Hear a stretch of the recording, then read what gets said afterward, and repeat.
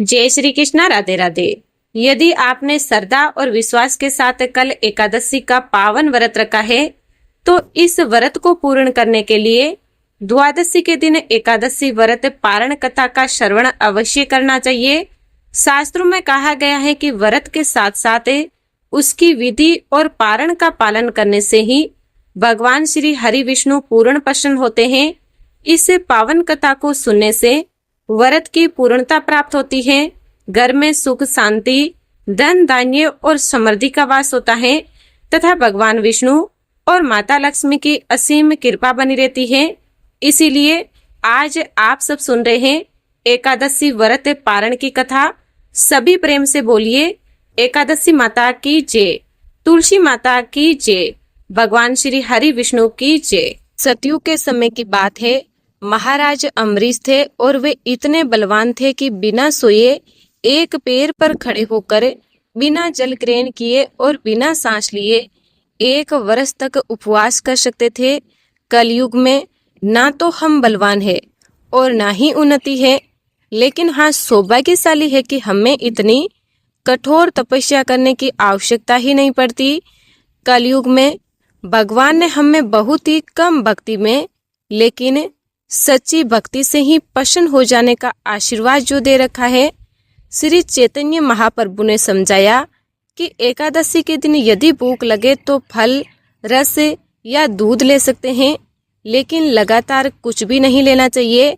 भर पेट खाने या पीने की इच्छा से यदि एकादशी के दिन किसी भी चीज का सेवन किया जाता है, भले ही वे व्रत से संबंधित ही क्यों ना हो, उसमें भी व्रत खंडित हो जाता है।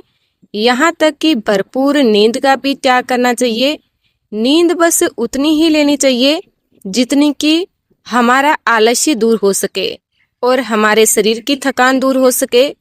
दिन रात जागते हुए हमें एकादशी के दिन श्री हरि का स्मरण, श्री कृष्ण का स्मरण और जप करते हुए बिताना चाहिए, जैसा कि अम्बरीश महाराज ने किया था।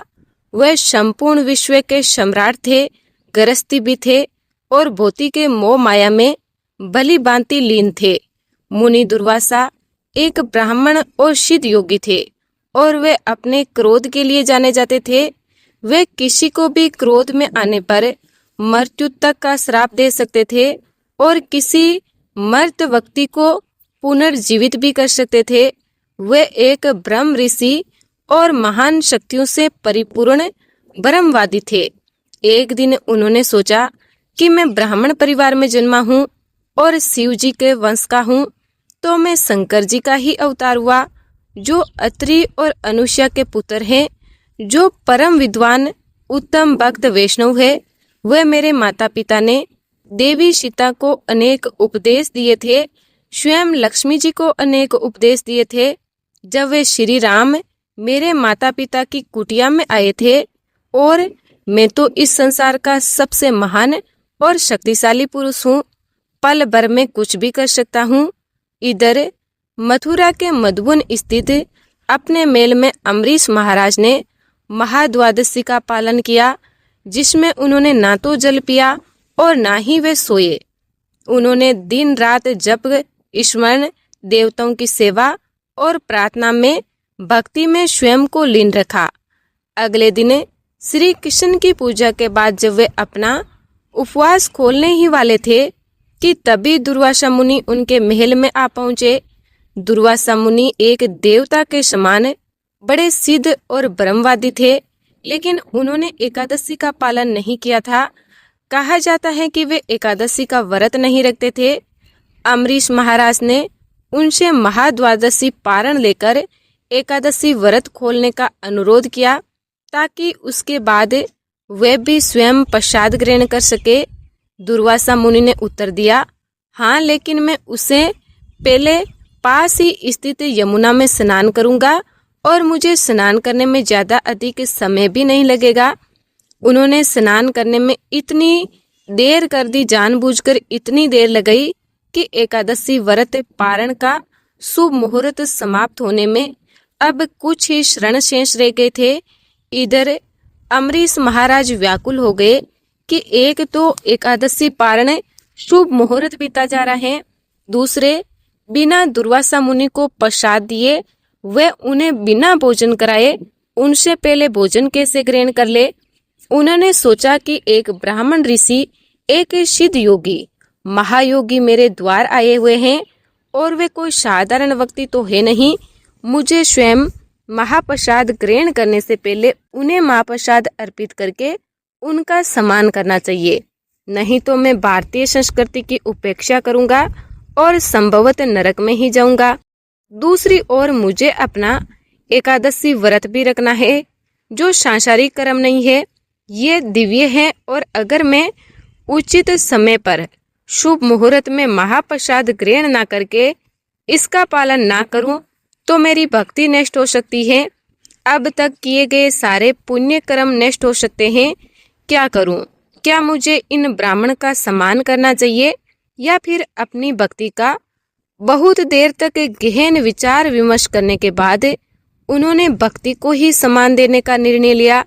सोचने लगे, मैं किसी भी प्रकार से भक्ति के विरुद्ध कोई कार्य नहीं कर सकता, चाहे मुझे कुछ भी भौतिक समृद्धि खोनी पड़े, चाहे इसके लिए मुझे नरक में ही क्यों जाना पड़े। मैं एकादशी का अनादर किसी भी कीमत पर नहीं करूंगा, चाहे मैं कुछ भी हो जाए। एकादशी व्रत का पारण निर्धारित मुहूर्त के भीतर ही करूंगा। और फिर इसके बाद उन्होंने भगवान श्री कृष्ण की पूजा में प्रयुक्त चरणामृत की एक बूंद पी ली। यदि कोई एकादशी का व्रत बिना किसी रस या बिना जल पिए रखे तो वह चरणामृत ग्रहण करके अपना उपवास खोल सकता है, लेकिन अगर जल, फल, रस, दूध या सब्जियां ग्रहण की हो तो एकादशी व्रत में उसे कुछ अनाज ग्रहण करके ही व्रत खोलना चाहिए। यानी कि निर्जल व्रत रखने वाले लोगों को एकादशी व्रत का पारण जल या चरणामृत ग्रहण करके ही खोलना चाहिए। बाकी अन्य व्यक्ति सात्विक भोजन करके एकादशी का उपवास खोल सकते हैं, नहीं तो उनकी एकादशी पूर्ण नहीं मानी जाती। अम्बरीश महाराज ने सोचा कि मैंने तो एकादशी व्रत के दौरान जल की एक बूंद तक ग्रहण नहीं की है, इसीलिए मैं चरणामृत ग्रहण कर सकता हूँ। इस प्रकार मैंने कोई अनाज तो खाया नहीं है और मैं ब्राह्मण का आदर भी कर सकूंगा।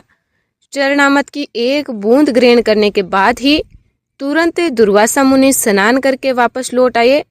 मैं तुम्हें जानता हूँ, वे गरजते हुए अम्बरीश महाराज से बोले, तुम तो बस एक झूठे भक्त हो, मैं एक सिद्ध ब्राह्मण हूँ। तुम मेरे वंश को जानते हो, तुम मेरी महान शक्तियों को जानते हो, फिर भी तुमने मेरा अपमान करने का साहस किया। मैं तुम्हें तुरंत जलाकर भस्म कर दूंगा। ऐसा कहकर उन्होंने अपने बालों की एक शिखा निकाली और उसे जमीन पर पटका और उसे जलती हुई अग्नि में बदलने का आदेश दिया। अब वे अग्नि राक्षस महाराज अम्बरीश की ओर दौड़ा और उन्हें जलाकर भस्म करने का प्रयास करने लगी।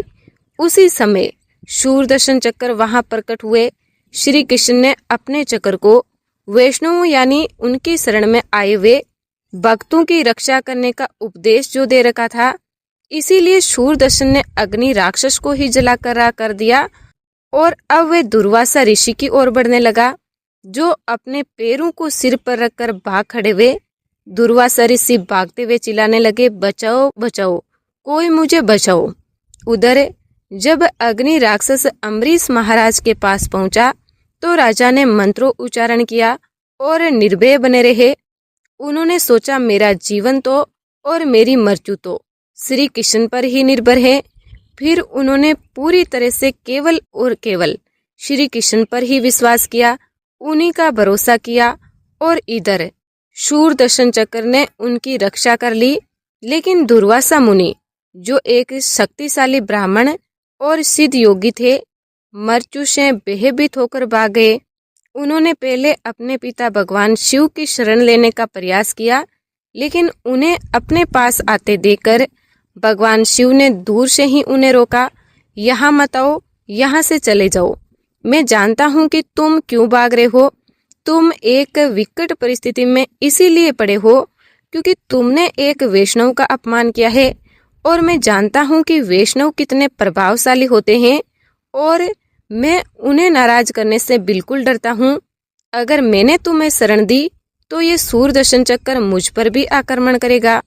महादेव के पास से निराश होकर अब दुर्वासा मुनि वर्मा जी के पास गए, जिन्होंने भी उनकी सहायता करने से इनकार कर दिया। इसके बाद वे भगवान विष्णु के पास गए और हाथ जोड़कर प्रार्थना करने लगे, हे श्री हरि, हे भगवान विष्णु, मुझे अपने शस्त्र से बचाइए, मैं आपकी शरण में हूँ। भगवान विष्णु ने कहा, मैं तो तुम्हारी रक्षा करने में असमर्थ हूँ, क्योंकि मैं स्वतंत्र नहीं हूँ। मैं तो अपने भक्तों से बंधा हुआ हूँ। उन्होंने अपना सब कुछ मुझे समर्पित कर दिया है, इसीलिए मैंने अपना उन्हें सब कुछ समर्पित कर रखा है। मैं किसी भी प्रकार से अपने भक्तों से स्वतंत्र नहीं हूँ। मैं पूरी तरह से अपने भक्तों के वश में हूँ, क्योंकि मेरे भक्त भौतिक इच्छाओं से पूरी तरह मुक्त हैं। इसीलिए मैं उनकी हड्डी के भीतर ही निवास करता हूँ। अगर किसी के पैर में कांटा चुभ जाए तो कांटा तो पैर से ही निकालना होगा, उसके सिर से तो कांटा निकला नहीं जा सकता। इसीलिए भगवान विष्णु ने कहा कि वैष्णव मेरे लिए सर्वप्रिय है, उनकी रक्षा करना मेरा परम कर्तव्य है। और अगर तुम उद्धार पाना ही चाहते हो तो तुम्हें तुरंत अम्बरीश महाराज के पास ही जाना चाहिए। उन्हें शरणागत या साधारण क्षत्रिय राजा समझने की भूल बिल्कुल मत करना। ये मत सोचना कि अरे वे तो कुछ भी नहीं है, वे मेरे हड्डी है, तुम जाकर उन्हें प्रणाम करो। सांसारिक लोग अक्सर सोचते हैं कि मैं तो कितना ज्ञानी और धनी और शक्तिशाली हूँ। अरे ये पाखंडी वैष्णव तो निकम्मे हैं, केवल हरे कृष्ण का जाप करते हैं, कोई सार्थक कार्य तो करते नहीं।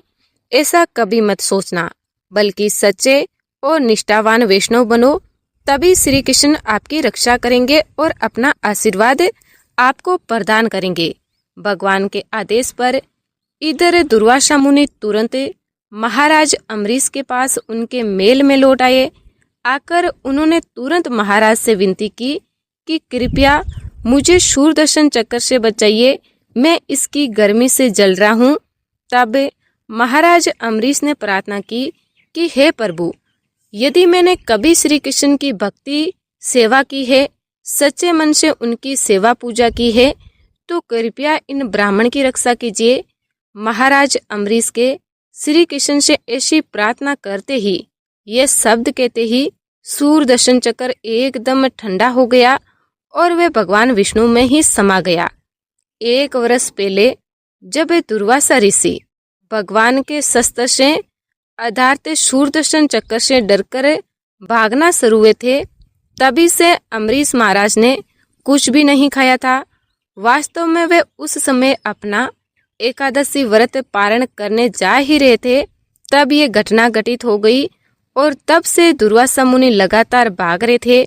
वे वचन देने के बावजूद भी महल में नहीं आए थे, इसीलिए तब से लेकर आज तक यानी 1 साल तक अम्बरीश महाराज ने ना तो कुछ खाया और ना ही कुछ पिया। तब दुर्वासा मुनि के महाराज के समीक्ष आए तो राजा ने अत्यंत ही विनम्रता से क्षमा मांगी। महाराज हाथ जोड़कर कहने लगे, हे मुनिवर, मैं तो कुछ भी नहीं हूँ, ना ही मैं भक्त हूँ, बल्कि मैंने तो अपना व्रत खोलकर आपका अनादर और अपमान किया है।